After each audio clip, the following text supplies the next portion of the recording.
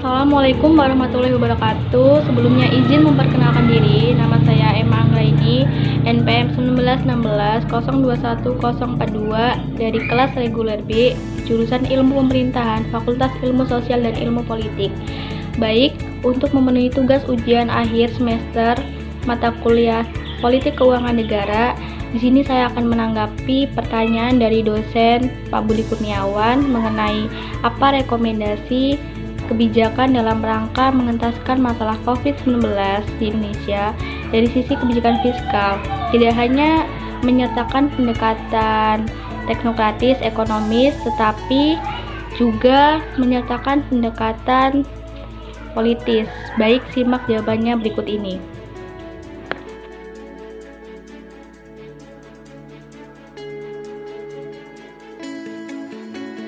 Berikut ini adalah isu mengenai COVID-19 yang telah melanda negeri ini. Sangat sulit diprediksi. Pemerintah Indonesia belum pernah memiliki pengalaman mengenai penanganan wabah dengan tinggal penularan tinggi macam COVID-19 ini. Jangan heran apabila pemerintah terkesan ragu dan lamban dalam menentukan metode penanganannya. Apakah akan terus menerapkan lockdown atau sebatas himbauan social distancing? Penanganan COVID-19 memang bukan perkara yang mudah dan sederhana. Hanya saja setiap metode penanganan memiliki tingkat ketidakpastian. Dengan tidak menerapkan lockdown misalnya, ketidakpastian terkait seberapa lama pandemi ini berlangsung menjadi lebih tinggi. Padahal dampak ekonomi COVID-19 sangat bergantung pada durasi wabah itu berlangsung. Semakin lama dampaknya akan semakin buruk. Namun, dengan tidak adanya kebijakan lockdown dan sikap tegas terhadap lalu lintas orang,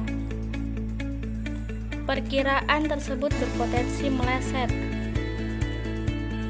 Apabila benar-benar meleset, semoga saja tidak.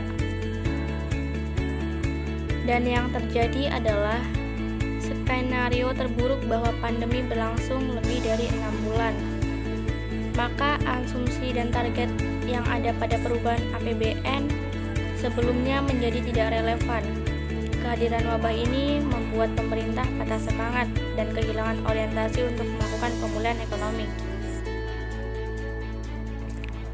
Untuk melakukan reformasi di berbagai bidang, upaya pemulihan dan reformasi bidang kesehatan, sosial, dan ekonomi harus dimulai bersama dengan penanganan pandemi COVID-19.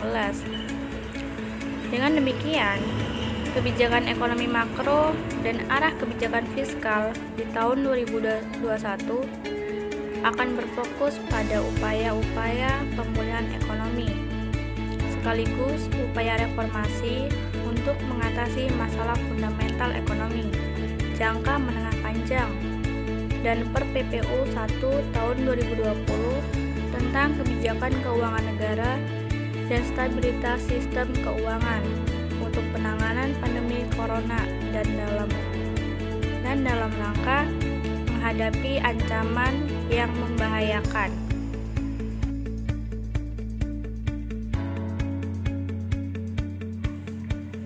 Stabilitas sistem keuangan. Sejumlah kebijakan diambil seperti mengalokasikan tambahan belanja dan pembiayaan APBN tahun 2020 untuk penanganan COVID-19.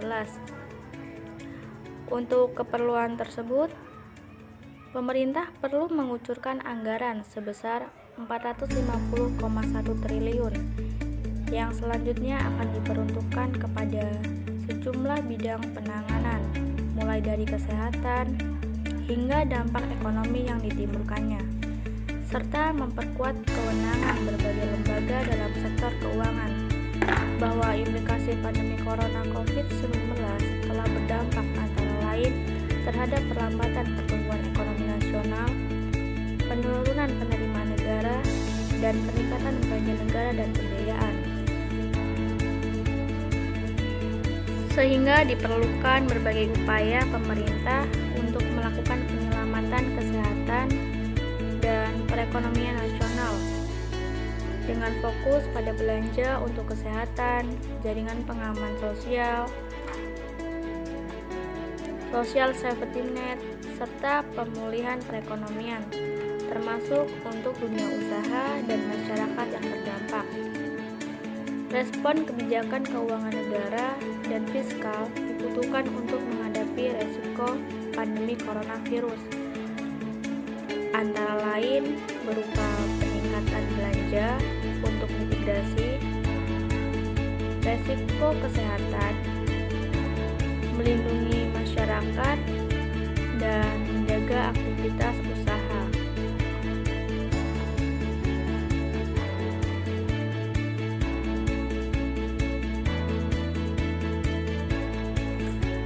Tekanan pada sektor keuangan akan mempengaruhi APBN tahun anggaran 2020, terutama sisi pembiayaan.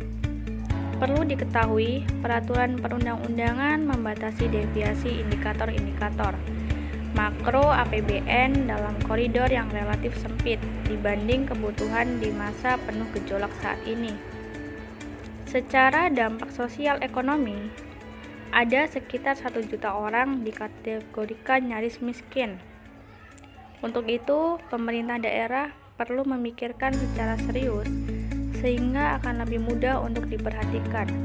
Solusi secara ekonomi, jaring pengaman sosial dalam hal kapasitas anggaran pemerintah daerah perlu memikirkan relokasi anggaran untuk membackup pemerintah pusat dan provinsi. Perlu ada kerjasama baik antara level pemerintah. Jaring pengaman sosial itu bisa dalam bentuk sembako, BLT, dan lain sebagainya.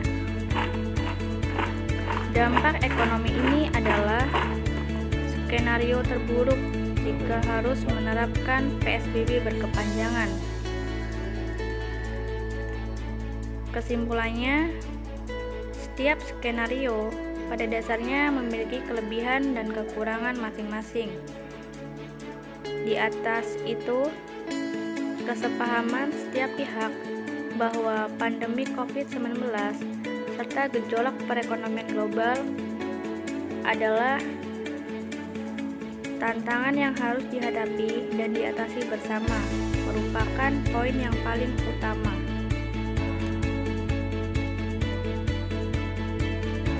Dengan demikian, bangsa Indonesia bisa saling bahu-membahu, menemukan solusi yang tepat sasaran untuk melewati badai yang tengah menerjang ini. Dengan demikian, APBN dapat menjadi instrumen yang fleksibel dan efektif menghadapi situasi yang penuh ketidakpastian, namun tetap kredibel dan andal untuk mewujudkan sebesar-besarnya kemakmuran rakyat. Jadi, salah satu kebijakan yang cukup baik adalah kebijakan pelonggaran pajak untuk meningkatkan ketahanan dunia usaha di tengah tekanan wabah. Tanpa pelonggaran pajak, dunia usaha dikhawatirkan terdampak besar dan bisa menyebabkan efek lanjutan yang lebih buruk seperti pemutusan hubungan kerja.